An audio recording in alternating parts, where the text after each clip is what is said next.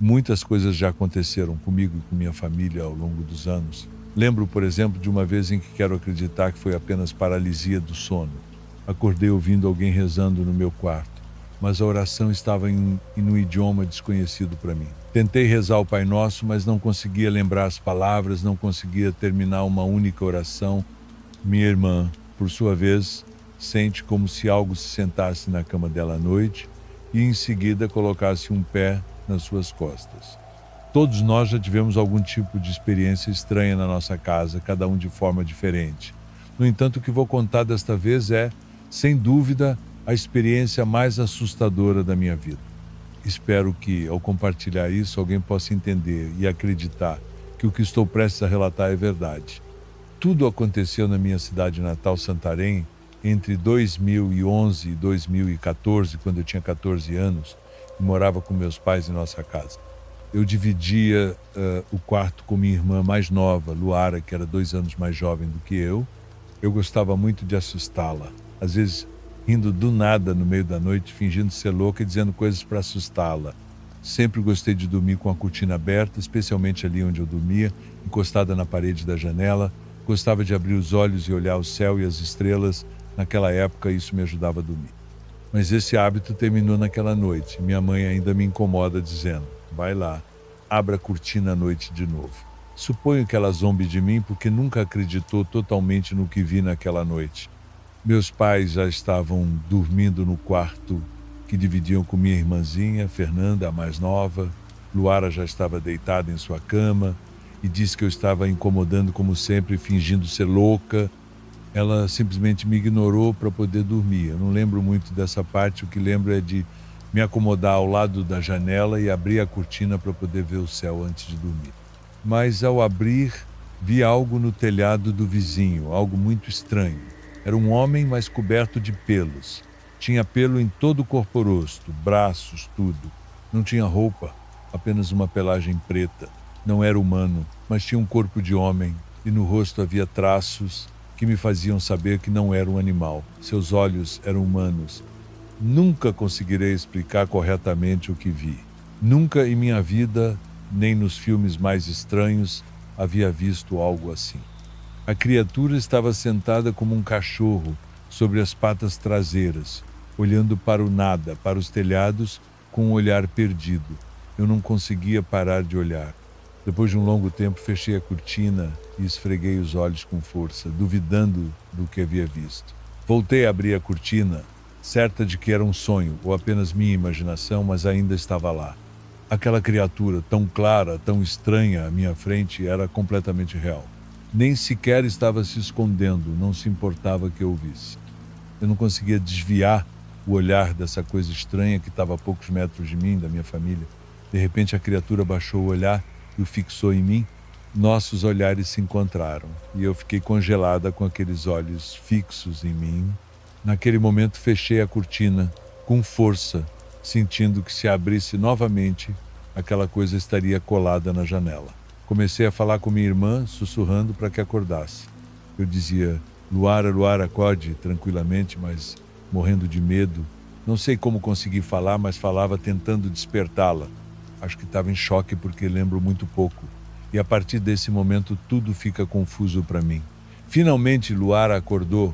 Ela disse que já estava me ouvindo falar antes, mas não queria acordar porque achava que eu estava brincando, como sempre. Quando me viu com uma expressão de medo, acreditou em mim. Disse-lhe que havia algo no telhado do vizinho. Ela não acreditou totalmente, mas insisti. Quando estendeu o braço para abrir a cortina, comecei a chorar, dizendo que não. Não podia parar de pensar que aquela coisa estava ali, bem atrás da janela. Minha irmã disse que me viu tão mal que não se atreveu a abrir a cortina. Levou-me ao quarto dos meus pais, que acordaram alarmados. A eles também contei o que tinha visto. Ninguém acreditou, mas mesmo assim meu pai se levantou para verificar. Ele disse que não viu nada além de uma figura se afastando e concluiu que provavelmente era algum doido. Olhei um pouco depois, mas já não vi nada. Implorei, chorando, para sairmos de lá. Dizia que havia alguém na casa e que precisávamos fugir. Não sei como me acalmaram, mas acabei dormindo novamente no meu quarto, com a luz acesa, Lembro também de ter dormido na sala, vestida, pronta para correr, esperando minha família para sairmos juntos, mas dizem que isso nunca aconteceu. Como disse, acho que ninguém realmente acreditou em mim. Sei que esta experiência não é tão forte quanto outras histórias de fantasmas ou bruxaria, mas para mim é a prova de que o sobrenatural existe e está muito perto de nós, talvez atrás da janela. Sei que para aqueles que são céticos sobre esses temas, é apenas uma questão de tempo até começarem a acreditar, até terem sua própria experiência. Muito obrigado por ouvirem minha história. Adoraria saber se alguém tem alguma explicação, alguma hipótese sobre o que vi naquela noite. Gostaria de saber se alguém acredita em mim, já que minha família não acreditou. Antes de seguir para o próximo relato, quero saber de onde você está assistindo. Comente sua cidade abaixo e eu vou responder a todos que participarem. E claro, não esqueça de se inscrever no canal e ativar o sininho para não perder nenhum vídeo novo. Agora vamos continuar. Esta é uma história que considero bastante forte e que me fez mudar a perspectiva de muitas coisas nas quais eu supostamente não acreditava. Tudo aconteceu na casa da minha mãe, que é como se fosse nossa segunda casa. Meus irmãos e eu passamos por lá semanalmente e ela sempre nos ajuda a cuidar dos nossos filhos. Meu filho Luca, por exemplo, fica lá de segunda a sexta-feira depois da escola. Minha mãe o busca e minha esposa e eu o pegamos depois do trabalho. Nessa sexta-feira em particular, estávamos apenas eu, minha esposa, meu filho e minha mãe na casa. Minha esposa ajudava a preparar o jantar enquanto eu tentava consertar um vazamento na pia da cozinha. Foi então que Luca, meu filho, comentou casualmente: "Vovó, tem uma senhora no quintal perto da cerca." Ninguém deu muita atenção a ele na hora.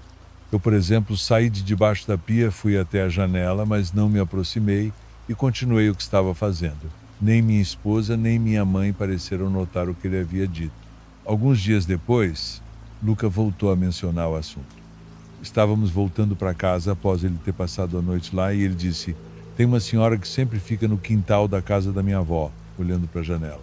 Perguntei quem era essa senhora, sem tirar os olhos da estrada, e ele respondeu: "Não sei quem é, não a vejo bem, mas me dá medo." A descrição que ele deu em seguida me arrepiou. Ele disse que era uma senhora de preto, com cabelo comprido e rosto de caveira. Eu imediatamente associei a descrição a alguma fantasia infantil, algo que ele poderia ter visto na TV, então, apesar do desconforto, não dei muita importância. Mais tarde, sem querer assustar minha mãe, conversei com meu irmão mais velho, Oscar, e descobri que sua filha também havia mencionado ter visto algo semelhante. Ela tinha visto uma mulher de preto parada perto da cerca e ficou muito assustada. Levou dias para contar a alguém. Uma semana se passou e Luca parou de falar sobre a senhora. Continuou indo à casa da avó, mas não mencionava mais nada. Pensamos que ele havia esquecido ou que a fantasia tinha passado. Foi então que, durante um jantar em família, minha cunhada Cíntia, esposa do meu irmão Ruben, comentou casualmente: "Vocês não vão acreditar, mas agora, quando estava entrando, tenho certeza de que vi alguém parado lá no fundo do quintal. Vocês têm fantasmas aqui ou o quê?" Ela disse isso brincando, mas eu, Oscar e minha esposa não conseguimos levar na brincadeira. Nossos filhos haviam descrito ver a mesma coisa no mesmo lugar e isso já não nos parecia coincidência. Nessa noite, decidimos que nossas esposas levariam nossa mãe e as crianças para a praça, enquanto nós três ficaríamos para vigiar se alguém realmente estava invadindo a casa. Queríamos acreditar que era um invasor, mas todos já sabíamos que havia a possibilidade de se tratar de algo além do normal. Após um tempo, sem ver qualquer movimento, decidimos nos aproximar da cerca para espiar. A casa ao lado estava abandonada há tempos, mas não era impossível que alguém tivesse se escondido lá, procurando refúgio ou tentando invadir nossa casa. No entanto, o que encontramos nos assustou mais do que qualquer invasor. Vimos marcas e símbolos pintados na casa ao lado, símbolos que, embora não soubéssemos o que significavam, nos causaram um profundo desconforto. Enquanto voltávamos para nossa casa, sentia a terra solta perto da cerca. Removi um pouco de terra com os pés e, para nosso horror, encontramos um punhal, sal e algumas bolsas de tecido cheias de terra. Sem questionar, pegamos tudo, colocamos em uma sacola de lixo e fomos jogá-la o mais longe possível dali. Lembro-me bem de ter colocado a sacola no porta-malas do carro e enquanto dirigíamos para nos livrar daquilo, parecia que estávamos carregando algo mais do que apenas objetos. Desde então, nada mais foi visto no quintal. Não comentamos nada com nossa mãe e nenhuma das crianças voltou a mencionar a mulher de preto junto à cerca. Mesmo assim, aquele canto do quintal nunca mais foi o mesmo para nós. Evitamos olhar para lá como se temêssemos que algo pudesse voltar a aparecer. Acreditar ou não em fantasmas era algo que nunca me preocupou antes, mas depois dessa experiência passei a ter muito mais respeito pelo que não podemos explicar. Agora continuamos com o próximo relato. Meu nome é Maria Luísa e o tema de terror e o paranormal nunca me chamou a atenção. Até novembro do ano passado, quando aconteceu o que estou prestes a contar. A partir desse momento comecei a procurar explicações para o que vi e, claro, acabei lendo e ouvindo muitos relatos de terror. Depois de ouvir tantas histórias, sei que, ao compartilhar a minha, algumas pessoas podem não acreditar, enquanto outras sim. Mesmo que apenas uma pessoa acredite, isso é o suficiente para mim. Fui convidada para uma festa de uma amiga da universidade, Alessandra. Alessandra sempre tem uma expressão de estar brava e se veste de preto. Nós brincávamos que ela era uma bruxa, mas tudo não passava de uma piada. Apesar da aparência sombria e do gosto por temas obscuros, Alessandra é uma das pessoas mais nobres que conheço. Ela não é daqui, mas estudava na cidade desde o ensino médio, pois veio cuidar da avó que estava muito doente. No dia da festa, minhas amigas e eu estávamos animadas, pois sabíamos que seria uma das últimas festas que participaríamos juntas antes da formatura. No entanto, ao chegar, percebemos que a festa era diferente do que esperávamos. Apenas 12 pessoas do grupo estavam lá, todas do círculo mais próximo de Alessandra. A música estava baixa e o ambiente era tranquilo, o que me agradou. Ficamos conversando por um tempo, até que uma das minhas amigas sugeriu irmos para outra festa que parecia mais animada. Eu estava confortável e não queria ir, mas comecei a me despedir. Perguntei a Alessandra onde era o banheiro e ela disse que estava no segundo andar.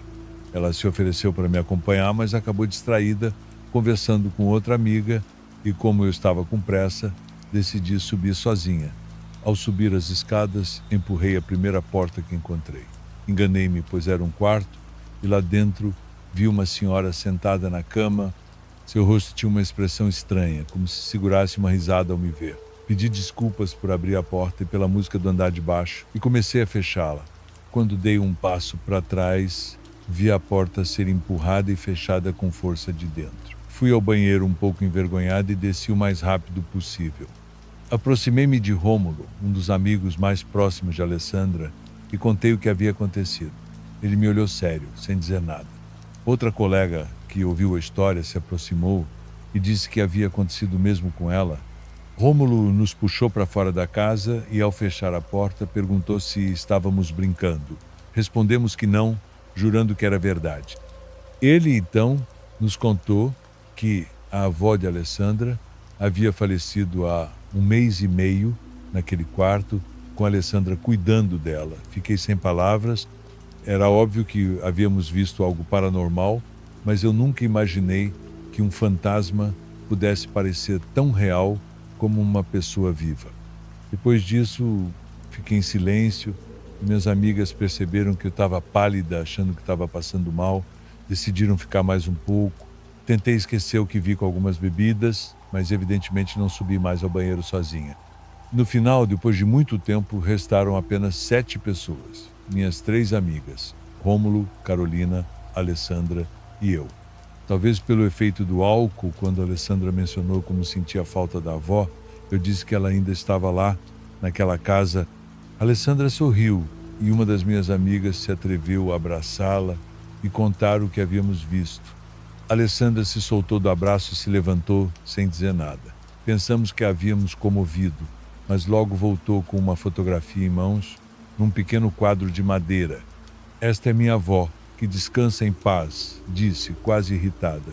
A pessoa na foto era completamente diferente da que vimos no quarto. Perguntamos quem estava lá então e por que não nos havia dito que havia outra pessoa na casa. O que ela nos respondeu nunca esquecerei. O que está lá em cima nunca foi vivo. Às vezes parece uma velhinha, às vezes uma criança pequena. Está aqui desde antes de eu chegar, desde antes de minha avó chegar, e não é um fantasma. Sinto muito decepcioná-las, mas se algum dia vocês viram alguém que amam, não era um fantasma. Fantasmas de pessoas não podem ser vistos, só sentidos. Se vocês veem algo com clareza, não é um fantasma. Estão vendo algo que nunca foi humano, embora tome a forma de alguém que ama. Foi assustador ouvir isso. A Alessandra falava como se soubesse exatamente do que estava falando. Para minha amiga, que também viu a senhora no quarto, aquilo foi extremamente doloroso. Ela começou a nos contar que em sua casa todos veem sua mãe, mas sem sentir seu perfume ou presença zó, a veem caminhando da cozinha para a sala. Saber disso a fez pensar que talvez a Alessandra tivesse razão. Talvez não fosse sua mãe que via, mas algo aproveitando-se daquele amor, algo maligno se alimentando da energia que ela dava. Esta experiência abriu meus olhos para algo muito maior do que eu poderia imaginar. Agora, eu sei que existem coisas que não podemos explicar e que nem tudo que vemos é o que parece. Tá gostando dos relatos?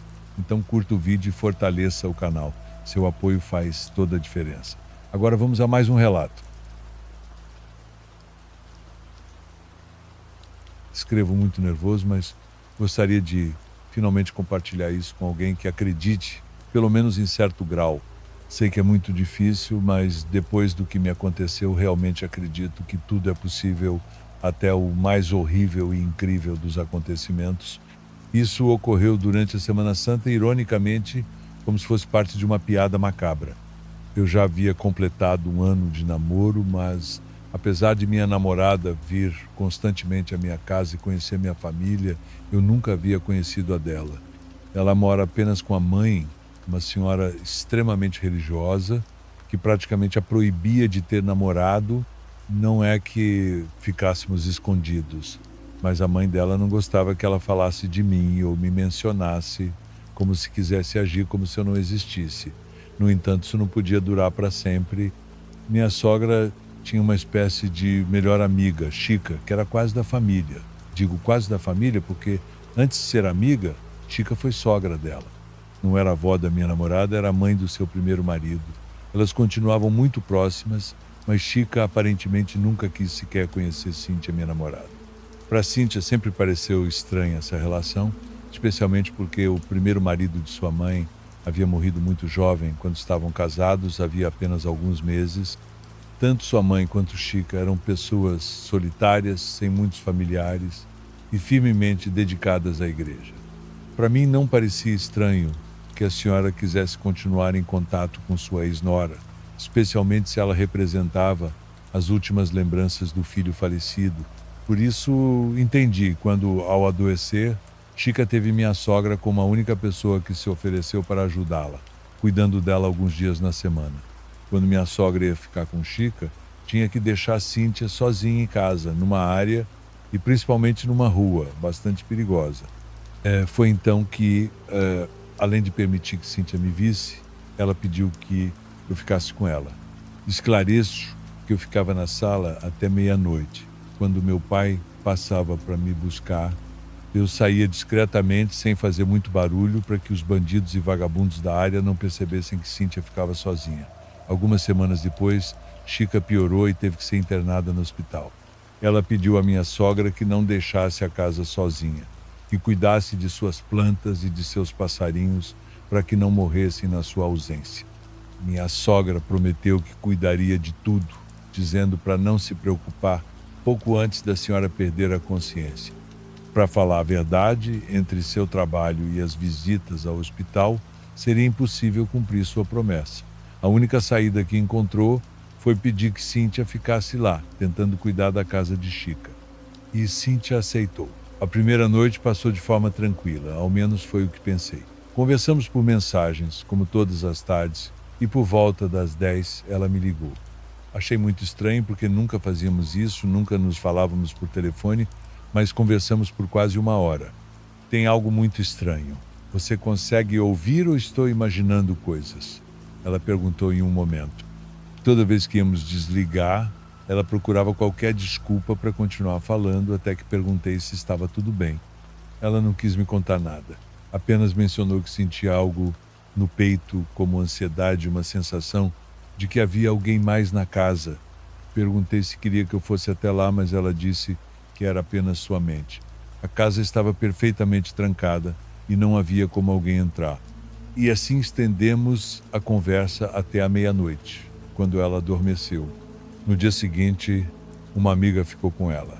No entanto, a amiga se levantou de madrugada enquanto Cíntia ainda dormia. Ela acordou em algum momento e, ao ver que a amiga não estava, ficou preocupada. Procurou por toda a casa e encontrou a menina dormindo na sala, no chão. A deixou lá e conversaram pela manhã. A amiga não quis responder por que saiu do quarto, por que foi para a sala ou por que decidiu se deitar lá. Não disse nada, apenas foi embora cedo, apesar de ter combinado de passar o dia seguinte lá. Mais tarde, por mensagem, avisou que não voltaria para acompanhá-la, pedindo desculpas. Quando Cíntia me contou isso, cometi um dos maiores erros da minha vida. Disse que eu iria com ela. Cíntia estava prestes a dizer à mãe que não poderia mais ficar, mas eu a convenci a continuar ajudando nesses momentos difíceis. Embora no fundo ela estivesse apenas buscando razões para não ficar naquele lugar, disse que eu iria, que ficaria na sala e que tudo ficaria bem. Cheguei naquela noite de sábado, era a primeira vez que estava lá, a área era muito mais tranquila do que a da casa de Cíntia, mas ainda assim ouviam-se algumas festas ao redor, música a alta distância. Assim que entramos na casa, tudo isso silenciou de repente. Cíntia me disse que era assim lá, que não se ouvia nada, e era verdade. Na verdade, me lembrou daquela sensação em cabines de rádio, quando você não ouve absolutamente nada. Também notei um cheiro de perfume velho, se posso dizer. Me lembrou algo que já havia sentido antes em alguma tia idosa, mas desta vez cheirava a álcool, como se fosse concentrado. As janelas tinham trancas que não sabíamos abrir, então teríamos que suportar isso. Ajudei Cíntia a alimentar as aves e a regar as dezenas de plantas no jardim. Depois, fomos jantar. Ouvi algo muito estranho vindo dos quartos no fundo, mas Cíntia nem reagiu. Você não ouviu isso? Perguntei.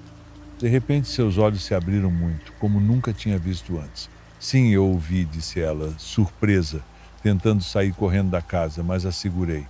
Perguntei o que estava acontecendo, o que havia. Ela me disse que estava imaginando coisas, pelo menos era o que pensava. Particularmente, ela ouvia uma voz que vinha do quarto em que não entrava, o quarto de Chica. A primeira vez que ouviu foi espiar, mas viu algo horrível. Um crucifixo de madeira enorme pendurado na parede, em frente à cama. Disse que, na escuridão, achou que viu a cabeça se virar para ela, como se a olhasse com atenção ao abrir a porta. Essa não era a primeira vez que ela tinha algum tipo de alucinação, que avistava coisas que não estavam lá. Naquele momento, quis ser a voz da razão e disse que certamente tudo tinha uma explicação, que dormiria com ela no chão, que não se preocupasse com isso. Ela então aceitou ficar, finalmente confiou em mim. Emprestei meus fones de ouvido para que ela colocasse sons para dormir e esquecesse os de fora. Arrumei um cobertor e um travesseiro perto da porta. Não demorei muito para adormecer. No meio da noite, ouvi alguém se levantar e me levantei para ver. Cíntia ainda estava dormindo. Alguém chorava à distância. Comecei a tremer muito, como nunca antes. Saí do quarto sem acreditar no que estava acontecendo. Tudo estava escuro e não me atrevia a acender a luz. Caminhei muito devagar, demorando vários segundos para dar cada passo até chegar à porta do quarto de Chica. Sem entender nada, vi que estava entreaberta e, sem pensar, espreitei. Algo em mim quer acreditar que também alucinei, que algo naquela casa, naquele perfume horrível, nos fazia ver coisas que não estavam lá.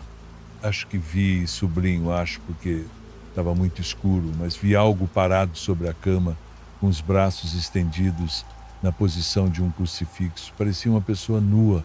Sem fazer o menor ruído, voltei para o quarto onde Cíntia estava. Chamei um táxi e, quando já estava lá fora, acordei.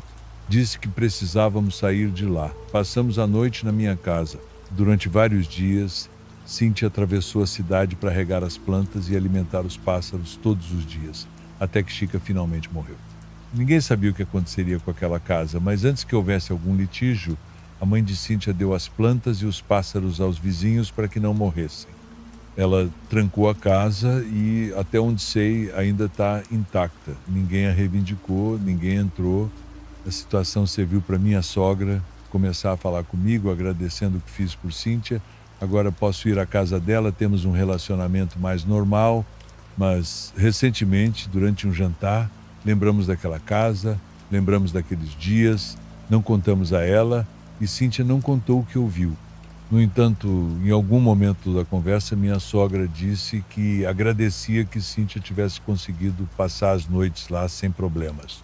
Ela disse que nunca gostou da casa por algo muito particular, por algo que Chica trouxe de muito longe, um crucifixo gigante de madeira com o qual a senhora estava obcecada. No começo o colocou na sala, mas depois o levou para o quarto. Falava com ele e rezava às vezes quase o dia todo, perdendo a noção da realidade. Em meio a isso, minha sogra disse algo que nunca vou esquecer. Era como se estivesse te olhando, como se te seguisse pelo quarto todo. Vocês vão dizer que estou louca, mas quando cuidei dela e tive que passar as noites lá, quase poderia jurar que ouvi aquele crucifixo chorar. Dando sequência, vamos a mais um relato. Meu nome é Roberto, tenho 55 anos e sou natural de Catanduva. Minha história se passa algum tempo atrás. Tem algumas casas de aluguel no mesmo terreno e ao longo dos anos diferentes tipos de pessoas já passaram por elas. Algumas eram tranquilas, outras mais problemáticas, mas normalmente não ficavam por muito tempo. Eu acredito muito nas energias das pessoas e sempre tento cuidar de quem entra nas minhas propriedades, já que também moro em uma delas. Além disso, há aqueles que buscam um lugar tranquilo e, acima de tudo, um bom ambiente com vizinhos decentes. Lembro-me de uma ocasião em que uma jovem mulher chegou. Ela tinha seus 20 e poucos anos, vou chamá-la de Simone. Disse que era nova na cidade e estava procurando um lugar para viver. Deixei-me levar pelas primeiras impressões. A moça parecia tranquila, até na forma de se expressar e no tom de voz. Segundo ela, antes trabalhava como professora, mas por questões pessoais estava buscando algo diferente. Ela havia visitado outros lugares, mas não havia gostado de nenhum. Conversamos um pouco mais e logo depois falei com minha esposa Maria. Ela também achou que Simone poderia ficar, então a aceitamos. Quando chegou, percebemos que Simone viajava com poucas coisas, apenas uma mala média e uma mochila. Demos-lhe o único lugar que estava vazio. Anteriormente havíamos dito que não era muito grande, mas ela parecia não se importar com isso. Os dias se passaram e Simone saía muito cedo de manhã e voltava à noite. Supus que estava procurando trabalho. Assim foram as primeiras 2 semanas. Até aquele momento, tudo parecia normal para minha esposa e para mim. Simone parecia ser do interior, pelo jeito simples de ser. Contou-nos que era a primeira vez que ficava longe da família e sentia muita falta deles. Quase um mês depois de sua chegada, um dos meus outros inquilinos, também chamado Roberto, se aproximou de mim. Ele vivia conosco há quase 2 anos, era muito amável e respeitoso.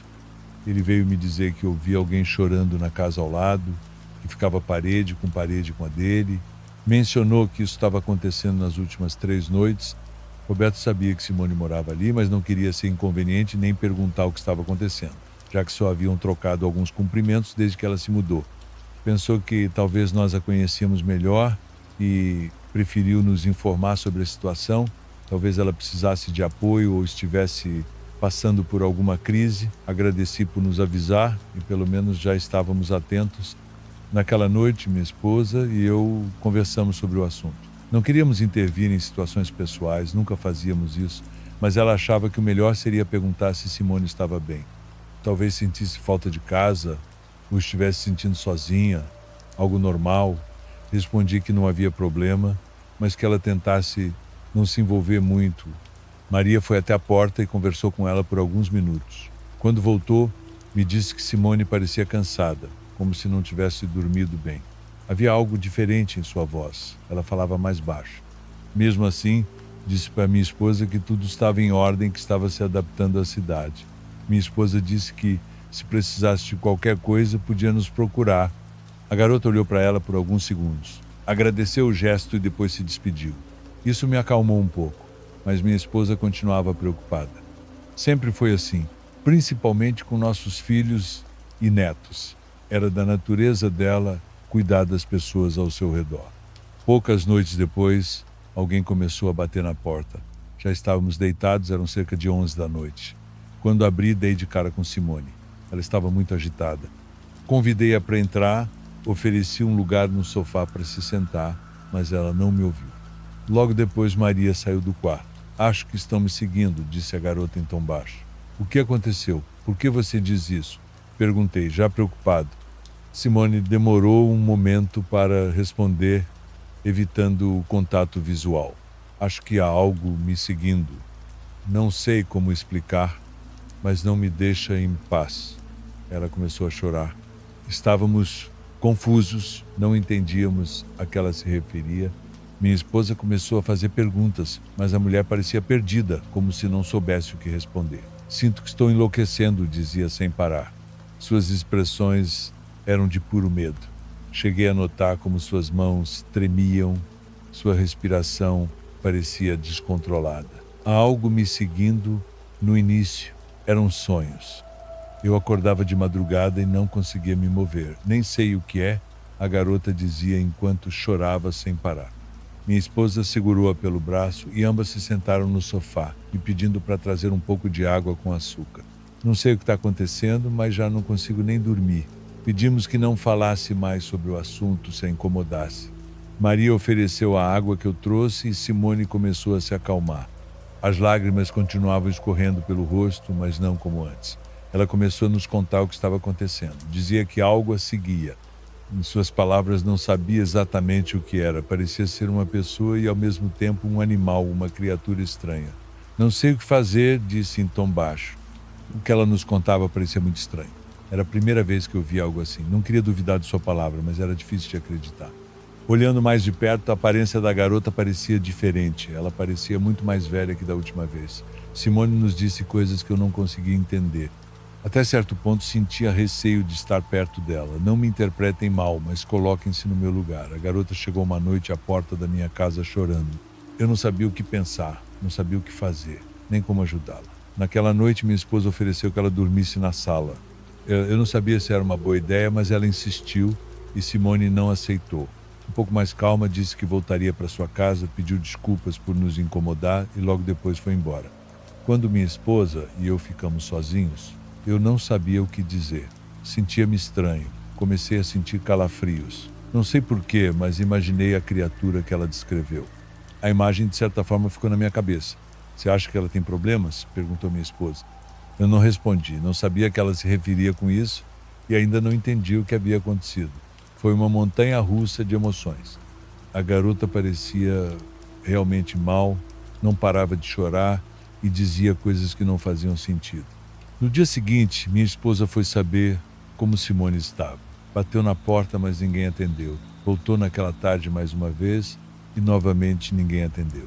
Pensamos que talvez ela ainda não tivesse chegado do trabalho ou tinha saído para se distrair. Mas deixamos de vê-la. Os dias se passaram e não havia sinal de Simone em lugar nenhum. Minha esposa achava que talvez ela tivesse ido visitar a família, era o mais lógico. Uma semana se passou e ainda não sabíamos dela. Após 10 dias de ausência, entramos na casa. A primeira coisa que chamou nossa atenção foi que tudo parecia estar em seu lugar, até mesmo seus pertences pessoais, a mala, suas roupas, tudo. Minha esposa começou a se preocupar, não era normal. Rapidamente, intuímos que algo havia acontecido. Procuramos entre seus pertences pessoais, mas não encontramos nada que nos indicasse de onde ela era ou onde estava. Meu filho me ajudou a procurar seus dados na internet, mas naqueles anos ainda não existiam redes sociais como hoje. Não encontramos quase nada. Tentei acalmar minha esposa, dizendo-lhe que talvez ela voltasse. O melhor era guardar suas coisas em nossa casa e assim o fizemos. Nunca mais a vimos. Foi à polícia para relatar seu desaparecimento. Queria fazer mais, mas não sabíamos como ajudar. Lembrava-me das palavras da garota na noite em que nos visitou, sobre aquela criatura que a seguia e não a deixava em paz. Sempre me perguntei o que a atormentava. Lembro-me de seu rosto cansado, aterrorizado. Há alguns anos pedi ao meu neto que investigasse novamente na internet, mas não há nada sobre ela, nem fotos ou família próxima. A situação daquela garota sempre foi um mistério para nós. Minha esposa, até hoje, ora por ela. Sempre que a ouço orar à noite, menciona seu nome. A mala ainda está em um pequeno quartinho que temos, mas já perdi todas as esperanças de que algum dia ela volte para buscá-la. Por favor, curta e se inscreva se você estiver gostando. Agora vamos continuar. Cresci em um bairro suburbano normal nos Estados Unidos na década de 90, junto com meus pais e minha irmã mais nova, Emily. Nossa casa ficava em um lote de esquina em um novo conjunto habitacional. Embora nosso quintal fosse pequeno, tínhamos uma garagem espaçosa para 2 carros. Como meus pais tinham apenas um carro, eu costumava guardar minha bicicleta e outros brinquedos na garagem. Nossa vizinhança era tranquila, com vizinhos amigáveis e muitas crianças da nossa idade. Emily e eu passávamos muito tempo juntos, andando de bicicleta pelo quarteirão, brincando no parque, visitando amigos. Apesar de nossas discussões ocasionais, éramos muito próximos. Eu tinha 12 anos e ela 11 quando algo perturbador aconteceu. Conhecíamos quase todos no nosso quarteirão, especialmente aqueles que tinham filhos da nossa idade, o que fazia do nosso bairro um lugar seguro para crescer. No entanto, havia uma exceção, um homem chamado Jack, que morava algumas casas abaixo da nossa. Ele era assustador. Um homem solteiro na casa dos 50 anos que vivia sozinho. Houve alguns incidentes antes desse acontecimento que me fizeram achar que Jack era assustador. Uma vez olhei pela janela e o vi olhando diretamente para dentro da nossa casa. Fechei as cortinas rapidamente e tentei ignorar. Quando meus pais chegaram em casa, contei a eles. E eles nos disseram para evitar, no máximo possível. Em outra ocasião, eu estava andando pelo bairro em um sábado à noite com alguns amigos. Estávamos no parque perto da floresta, onde havia um balanço e um playground. Costumávamos ficar lá depois de escurecer. Era cerca de 10 da noite, quando vimos um homem se aproximando de longe. Não sabíamos na época, mas era Jack. Quando ele se aproximou, fugimos, achando que era algum adulto vindo nos repreender. Nos escondemos na floresta para escapar, mas ele nos seguiu. Um dos meus amigos, que era mais lento, acabou ficando muito perto dele.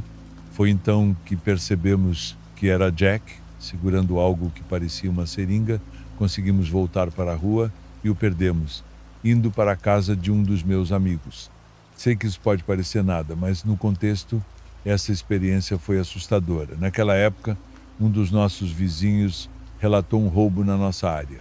Não conhecíamos bem essas pessoas, pois eram um casal de idosos que se mantinham reservados. Todos na escola foram informados sobre o incidente e nos disseram para termos cuidado. Pelo que eu vi, o casal ouviu um barulho no meio da noite.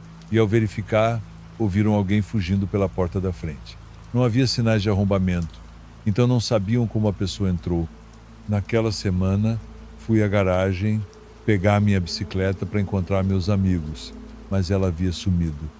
A princípio pensei que meu pai a havia movido, mas depois de procurar por toda a garagem, ainda não a encontrei. Perguntei aos meus pais, mas eles não sabiam o que poderia ter acontecido. Estava claro que minha bicicleta havia sido roubada, mas meus pais não acreditaram. Achavam que eu devia ter deixado em algum lugar e esquecido, mas eu sabia que não era verdade. Com o passar dos dias, ouvimos mais histórias dos nossos vizinhos sobre itens desaparecidos, incluindo pacotes que sumiram das varandas. Ficou claro que havia alguém roubando de todos. Meus amigos e eu começamos a conversar sobre isso na escola e todos achávamos que era Jack. Toda vez que eu passava pela casa dele, sentia um arrepio na espinha. Algumas semanas se passaram e os roubos continuaram acontecendo, mas ficamos mais alertas. Uma noite, enquanto eu andava na bicicleta de um amigo pelo quarteirão, notei que a porta da garagem de Jack estava ligeiramente aberta. Diminuí a velocidade e olhei para dentro tentando ver algo suspeito. Vi vários itens empilhados, mas era difícil distinguir as coisas. Dei a volta e passei novamente, mas dessa vez a grande porta deslizante estava quase fechada. A garagem estava uma bagunça, mas pensei ter visto minha bicicleta por um segundo. Foi então que fiquei convencido de que ele era o responsável por tudo. No dia seguinte, falei com meu amigo Lucas sobre o que vi. Ele concordou que Jack era assustador e estranho, mas não queria se envolver. Eu não deixei isso de lado e insisti, então ele concordou em me ajudar. Elaboramos um plano para entrar na garagem e resolver de uma vez por todas. Era arriscado, mas parecia a única maneira de obter respostas reais, já que os policiais não estavam fazendo nada. Uma noite, depois que meus pais foram para a cama, saí de casa e encontrei Lucas na esquina. Fomos para a casa de Jack. A rua estava quase toda escura, com várias luzes queimadas. Quando chegamos à garagem, caminhamos até o lado onde havia uma pequena janela. A garagem estava ligada à casa, então estávamos preocupados em fazer barulho. Havia uma tela do lado de fora da janela, que saiu facilmente. Empurrei o vidro para cima, usando apenas a fricção da minha mão. Felizmente estava destrancado. Caso contrário, não sei o que teria feito. Abri a janela apenas o suficiente para deslizar para dentro. Estava quase totalmente escuro, então pegamos nossas lanternas. Elas eram um pouco fortes demais, então usei a luz de um chaveiro que eu tinha. Andamos na ponta dos pés, tentando fazer o mínimo de barulho possível, porque estávamos ambos com medo de sermos pegos. Andamos por um tempo e, finalmente, no canto da frente da garagem, perto da porta, eu a vi. Era minha bicicleta, deitada de lado. Continuei olhando em volta para ver se havia mais alguma coisa que fosse fruto de roubo. E o que acabei vendo me atormenta até hoje. Havia algumas caixas em um canto, onde havia muitas marcas de mãos sujas de vermelho, que presumi mais tarde serem sangue. Dentro dessas caixas havia roupas sujas de terra e o que parecia ser sangue também. Eram roupas tanto de meninas quanto de meninos. Fiquei muito nervoso e não quis tocar em nada. Assim que estávamos prestes a sair, ouvimos um barulho vindo de dentro da casa. Nossos corações pararam e congelamos. Alguém estava vindo para a garagem. Corremos de volta para a pequena janela e deixamos tudo para trás, inclusive uma das minhas lanternas. Lucas saiu primeiro. Antes de sair, algo me fez parar por alguns segundos. Não sei o que me fez ficar travado, mas assim que ouvi passos, saí correndo. Corremos o mais rápido que pudemos de volta para nossas casas. Cheguei em casa sem ser notado, e até onde sei, meu amigo também.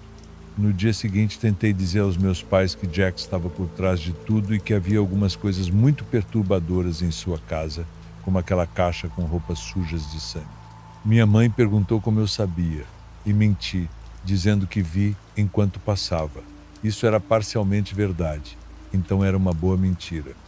Naquele dia, minha mãe chamou a polícia por causa do que eu disse. Pelo que soube, eles vieram 2 dias depois e falaram com Jack. Ele permitiu que revistassem a garagem, mas nada foi encontrado. Ele também consentiu com uma busca completa na casa e não encontraram nada. Por conta da lanterna que deixei lá, sei que ele sabia que alguém estava lá e que provavelmente se livrou de tudo a tempo. Foi estranho continuar vivendo ali pelos próximos anos, me sentindo culpado por não ter conseguido provar nada. Jack acabou falecendo uns 4 anos depois e nunca consegui descobrir com que aquele homem estava realmente envolvido. Se você ainda está comigo até aqui, comenta, ainda estou aqui. Quero ver quem tem coragem de ouvir tudo até o fim. Agora bora continuar, vamos seguir para o próximo relato. Há muitos anos minha mãe faleceu e fui obrigada a ir ao seu funeral em uma pequena cidade no interior do México, chamada San Miguel de Allende. Levei meus filhos e meu marido, Alejandro. Não nos dávamos bem com minha mãe, Isabel. Ela sempre foi uma mulher de temperamento forte, controladora e severa com todos ao seu redor, especialmente comigo e com meu irmão Javier. Isabel nunca nos machucou fisicamente, mas suas palavras eram afiadas como facas. Nos últimos anos de vida, minha mãe se envolveu com um grupo de pessoas estranhas, seguidores de práticas ocultas e rituais sombrios. A casa onde ela vivia começou a ter uma atmosfera pesada, quase sufocante. Barulhos inexplicáveis e sombras misteriosas tornaram-se comuns. Foi então que decidi afastar minha família desse ambiente, mudando-me para a capital. Quando recebi a notícia da morte de minha mãe, Javier me ligou, informando que o corpo dela estava na funerária local e que precisávamos organizar tudo para o funeral. Chegamos em um dia frio de novembro, um clima atípico para a região. O céu estava escuro e ameaçador, refletindo a tristeza e tensão que sentíamos. Assim que chegamos à funerária, soubemos que minha mãe havia sido encontrada morta em sua poltrona favorita e a causa da morte foi um infarto fulminante. Enquanto preenchíamos os papéis necessários, Javier teve que sair para cuidar de seu bebê recém-nascido, deixando-me sozinha na recepção. Foi nesse momento que ouvi claramente a voz de minha mãe chamando meu nome. Helena, vem aqui. Eu sabia que ela estava morta, mas a voz era inconfundível. Um arrepio percorreu minha espinha, mas decidi seguir a voz, movida por uma mistura de medo e curiosidade. O corredor era longo e estreito, com várias portas fechadas. Conforme me aproximava do fim do corredor, a voz de minha mãe se tornava mais insistente. Finalmente parei diante de uma porta marcada como acesso restrito. Meu coração batia descontroladamente enquanto eu girava a maçaneta. O quarto estava escuro e eu acendi a lanterna do celular para iluminar o ambiente. O que vi me deixou petrificada. Minha mãe estava deitada em uma maca, com os olhos abertos, fixos no teto. Enquanto eu processava aquela visão aterrorizante, ouvi um som de arranhão. Dirigi a luz novamente para minha mãe e a vi sentada, olhando diretamente para mim.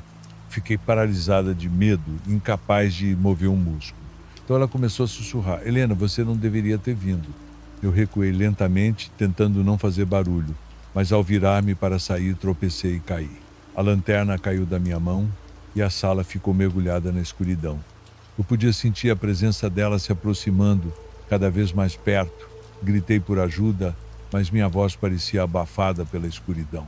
De repente, as luzes se acenderam e um funcionário da funerária entrou correndo, seguido por Alejandro e Javier. Eu estava tremendo e chorando, incapaz de explicar o que havia acontecido. Eles me ajudaram a levantar e me levaram para fora do quarto. Não falei nada sobre o que vi, temendo que pensassem que eu estava louca. No dia seguinte, voltamos para o velório. A atmosfera ainda estava pesada e opressiva. Meus filhos estavam na sala com o caixão, enquanto eu e Alejandro resolvíamos os últimos detalhes. De repente percebi que minha filha mais nova, Sofia, não estava mais na sala. Desesperada, comecei a procurá-la pela funerária. Ao entrar novamente no corredor escuro, ouvi sua voz vindo do mesmo quarto onde vi minha mãe na noite anterior. Abri a porta e lá estava Sofia, de pé ao lado da maca vazia, conversando com alguém invisível. Quando me viu, ela disse: Mamãe, a vovó quer que eu vá com ela.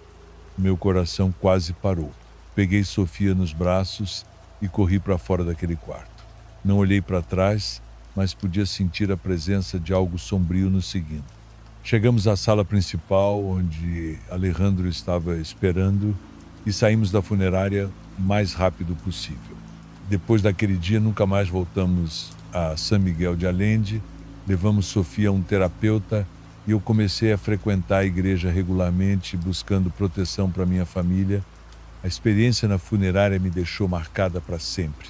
E ainda hoje, rezo todas as noites para que minha mãe encontre paz e que nenhum mal venha nos atormentar novamente. Agora continuamos com o próximo relato. Meu nome é Arnaldo e dirijo ônibus há mais de 30 anos. A estrada sempre foi minha fiel companheira. Já testemunhei muitas situações curiosas e estranhas e aprendi a lidar com o imprevisível. Mas uma noite, há alguns meses, algo aconteceu que não consigo esquecer, por mais que tente. Era uma típica noite de inverno, o tipo de noite que faz a gente querer se enrolar em um cobertor e não sair de casa. A neblina pairava sobre o asfalto e o frio parecia mais cortante do que o normal.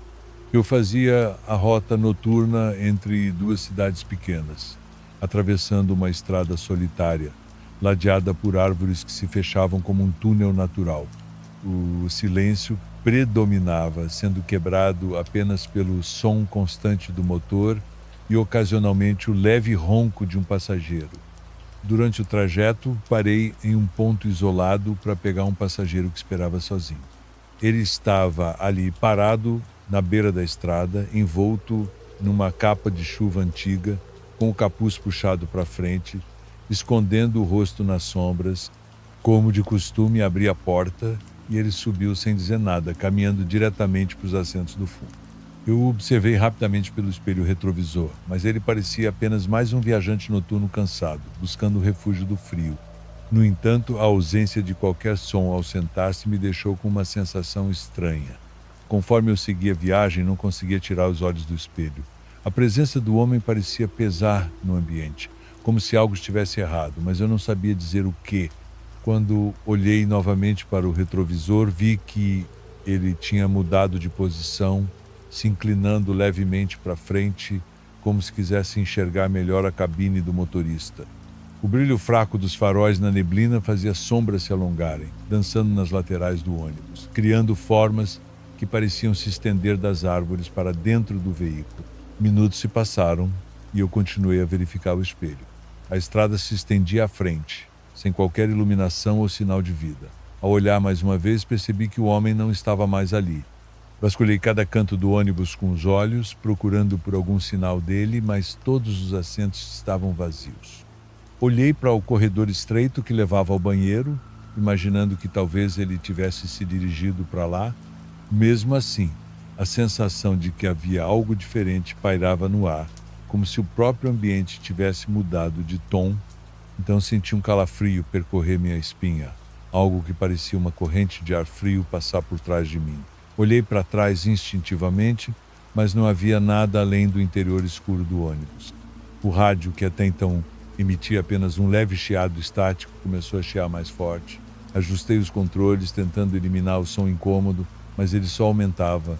De repente, algo no ruído pareceu se transformar, quase como se formasse palavras.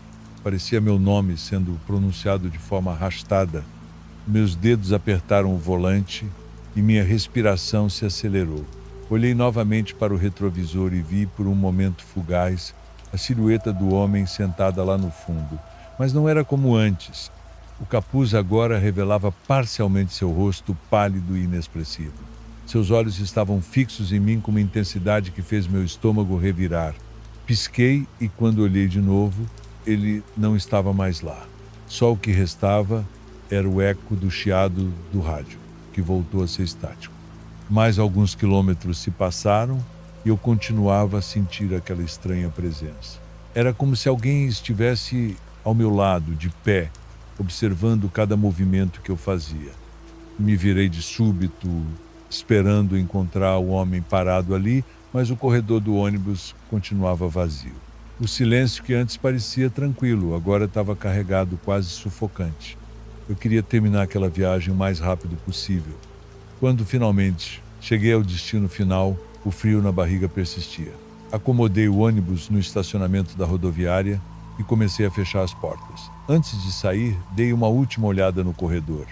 Todos os assentos estavam vazios, mas havia algo no ar que não se dissipava, como se uma parte daquela experiência tivesse ficado para trás, presa no tempo. Fui conferir o registro da catraca, esperando ver o número de bilhetes que correspondia aos passageiros daquela noite. Para minha surpresa, nenhum novo registro havia sido feito desde a última cidade.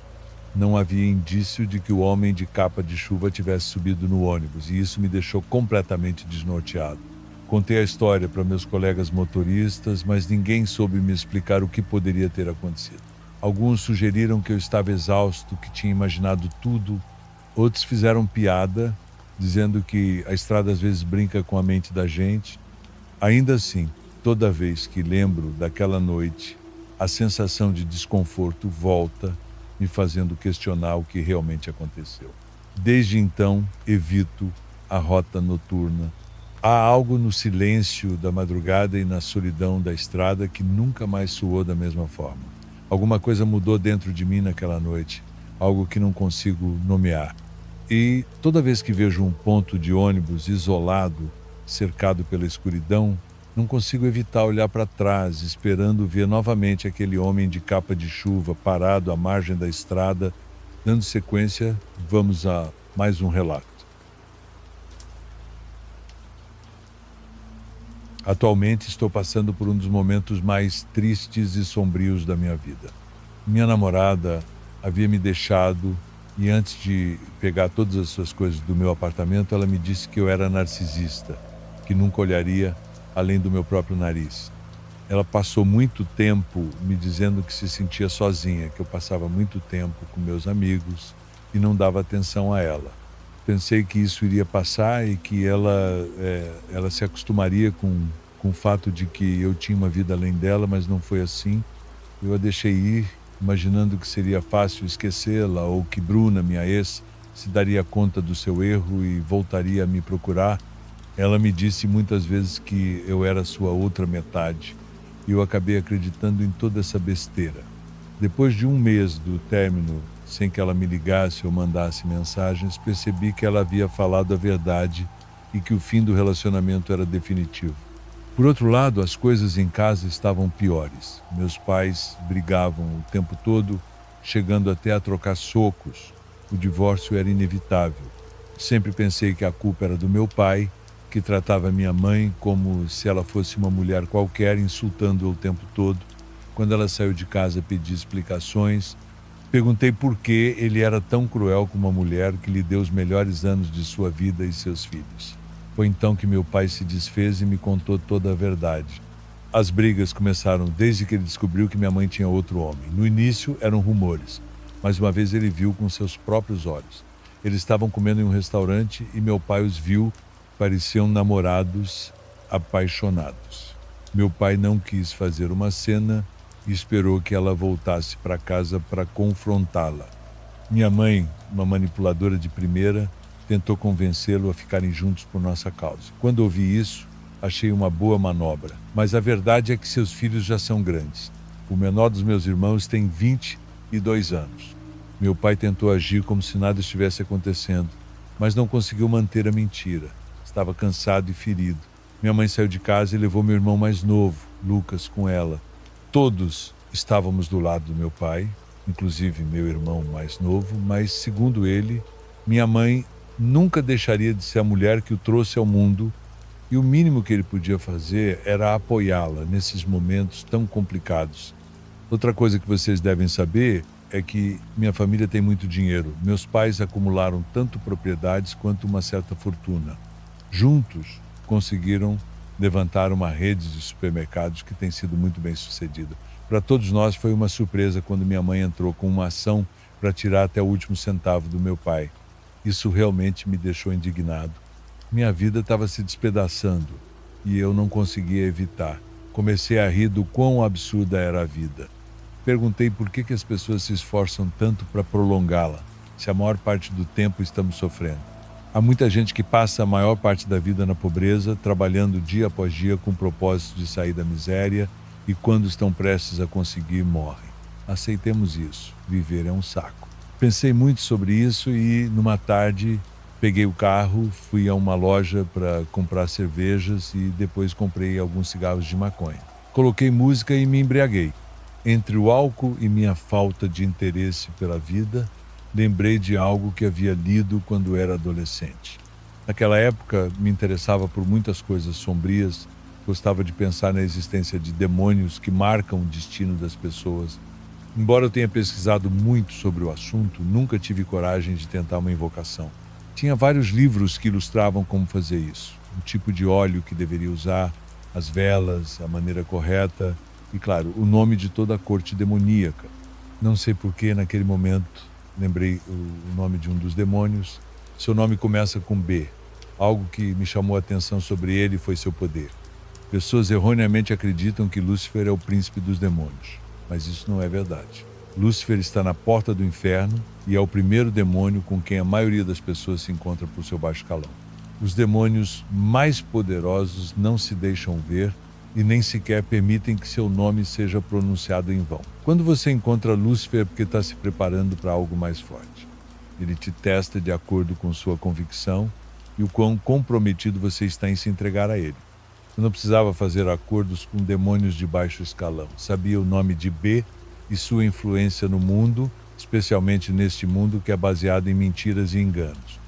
Enfim, enquanto estava bêbado, o único nome que veio à minha mente foi o de B. E comecei a chamá-lo. Repeti seu nome compulsivamente enquanto dirigia até um estacionamento público perto de casa. Me tranquei no quarto, acendi velas e incensos e joguei sal no chão. Prometi ao demônio que eu seria seu seguidor mais fiel, entregando minha vida em troca de duas coisas. A primeira era que minha namorada voltasse para mim, que me amasse mais do que podia amar a si mesma e que nunca mais pensasse em me deixar. A segunda coisa foi que eu pudesse ver minha mãe rastejando no chão como uma serpente ou um verme repugnante que ficasse na miséria e sofresse tanto quanto meu pai, já que toda a minha família estava sofrendo por culpa dela. Fiz tudo o que lembrava ser necessário enquanto continuava me afogando em cervejas, até que finalmente perdi a consciência. No dia seguinte, minha cabeça doía muito. Tive flashbacks do que vivi durante o ritual. Por exemplo, tive a sensação de que falei em outra língua, uma que não conhecia, e que minha voz era muito mais grave do que normalmente é. Talvez tenha sido fruto da bebedeira e não dei muita atenção. Durante a semana, estive esperando um sinal, algo que me fizesse saber que meu tributo foi aceito. Por exemplo, andava perto de Bruna para ver se ela me procurava, mas ela continuava me ignorando. Minha mãe continuava com o processo e minha vida seguia sem sentido algum. Pelo menos sabia de uma coisa naquele momento. Não me arrependia de ter oferecido minha vida em troca de um pouco de satisfação. Quase um mês se passou enquanto eu me dedicava a pesquisar mais sobre B, soube que ele era um ser primordial, que existia há um tempo imensurável e que era muito mais poderoso do que eu pensava. Talvez tenha sido muito ingênuo da minha parte pensar que um ritual feito numa bebedeira teria algum efeito. Estava me convencendo de que não conseguiria nada, mas foi aí que recebi a ligação de Bruna. Foi casual. Ela me disse que sentia minha falta e perguntou se podíamos nos encontrar para conversar como amigos. Aceitei com indiferença, mas por dentro estava dando pulos de alegria. Fomos jantar e, naquela mesma noite, voltamos. Soube que minha oferta foi bem recebida e que, a partir daquele momento, iria aproveitar o que restava da minha vida. 2 meses depois, começaram a aparecer os primeiros resultados do processo. Eu não quis ir, mas meu irmão Lucas me disse que minha mãe estava arrasada, estava perdendo a ação e, além disso, ficando sem dinheiro. Perguntei se ela parecia infeliz e ele respondeu que sim. Vocês não podem imaginar a satisfação que senti. Esperava que isso fosse apenas o começo. Quanto mais eu lia sobre esse demônio, mais me dava conta de que havia tomado uma boa decisão, porque os livros de demonologia o descreviam como um ente protetor que ajudava a viver plenamente a sexualidade, além de ser um defensor de outras forças sombrias. Até aquele momento me sentia muito bem, tudo estava saindo conforme meus planos. No entanto, algo estranho começou a acontecer. Não sei se vão acreditar no que vou dizer, mas juro que é assim. Uma manhã, acordei e era 6 de março. Olhei para minha namorada, estava assistindo a um filme, de repente acordei na minha cama, como se o dia estivesse começando de novo. Depois estava jantando e quis ir ao banheiro. Quando saí, estava na escola. Não sei como chamar isso, é como se os tempos ou as realidades estivessem se misturando. Às vezes, penso que estou enlouquecendo e essa sensação me corrói por dentro. Isso me levou a pensar que talvez esteja fazendo coisas das quais não me dou conta e, obviamente, tenho medo. Algumas noites, ouço barulhos de asas fora de casa, como se fossem asas gigantes. Eu sei bem que não são pássaros, mas sim a legião de demônios que me vigiam e observam cada um dos meus passos. Tentei buscar ajuda com uma famosa curandeira. No começo, relutei em contar o que tinha feito, apenas mencionei que estava sendo assombrado por uma entidade maligna. Ela tentou uma limpeza invocando o arcanjo Rafael, mas não funcionou. Percebi que a mulher estava muito preocupada e ela disse que nunca sentiu uma energia demoníaca daquela magnitude. Ela me pediu para ser honesto e revelar o nome do demônio com o qual eu tinha feito o pacto. Não tive escolha a não ser contar.